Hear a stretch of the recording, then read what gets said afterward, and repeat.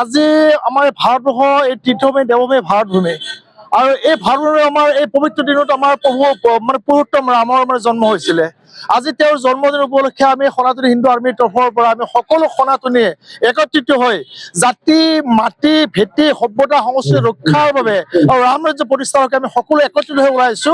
আমাৰ এটাই সপোন, গোটেই ভাৰতবৰ্ষ পদুমৰ বাগিচা পদুম ফুল ফুলক আৰু ভোমোৰাবিলাক ধুনীয়াকৈ পদুম ফুলত আহক। ভোমোৰাই যেতিয়া পদুম ফুলত পৰিবলৈ ফুলবিলাক ভাল লাগে, যেতিয়া গোবৰবিলাক পদুম ফুলত পৰে তেতিয়া ভাল নালাগে।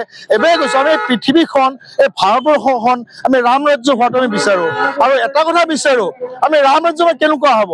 আমাৰ এই দেৱভূমিৰ পবিত্ৰ ভূমিত যেতিয়ালৈকে আমাৰ গো হত্যা হৈ থাকিব প্ৰতিদিনে, যেতিয়া নন্দী বা গো মাতৃৰ তেজ যেতিয়ালৈকে পবিত্ৰ এই ভূমিত পৰি থাকিব তেতিয়ালৈকে আমি ৰাম ৰাজ্য কেতিয়াও আমি কৰিব নোৱাৰিম। এইবাৰ আমি সকলোৱে আজিৰ এই পবিত্ৰ দিনটোত সংকল্প ল'ম আৰু সংকল্পবদ্ধ হৈ আজি আমি গো হত্যা আৰু নৰহত্যা আৰু এই ধৰ্ষণ সভ্যতা সংস্কৃতি যি বিনাশকাৰী সিহঁতক বধ কৰিবলৈ আমি সকলোৱে বদ্ধ পৰিকৰ হ'ম আৰু সংকল্পবদ্ধ হ'ম। কাৰণ এইবাবে কৈছো যে এই দেৱভূমি তীৰ্থভূমি ভাৰতভূমিত থাকি এই ইয়াৰে বায়ু পানী ভোজন গ্ৰহণ কৰি যি এই দেশৰ অখণ্ডতাৰ প্ৰতি ভাবুকি স্বৰূপ হৈ পৰিছে, তেওঁলোকক মুখিমূৰ কৰিবলৈ হলে আমি প্ৰভু শ্ৰী ৰামৰ আদৰ্শ ল'ব লাগিব।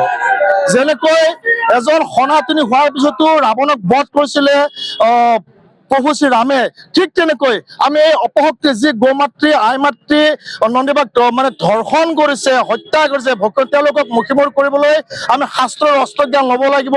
মই স্বামী পৰশুৰামগিৰি মহাৰাজ নাগাঁও বা অসম উত্তৰ প্ৰান্তৰ গ'লে নহয়, মই সেনা প্ৰমুখ হিচাপে মই প্ৰত্যেকজন সনাতনীক নিজৰ ভাষা নিজৰ সভ্যতা নিজৰ সংস্কৃতি অটুট ৰাখি আৰু সকলো সনাতনী একত্ৰিত হৈ এই ভাৰতবৰ্ষখন এখন পদুমৰ বাগিচা হোৱাটো, মই এইটো কোৱা নাই যে মই বিজেপিৰ মই হেৰি কোৱা নাই। পদুমৰ বাগিচা কি, ভগৱান শ্ৰীবিষ্ণুৰ পদুম থাকে, মই এজন নগা সন্যাসী।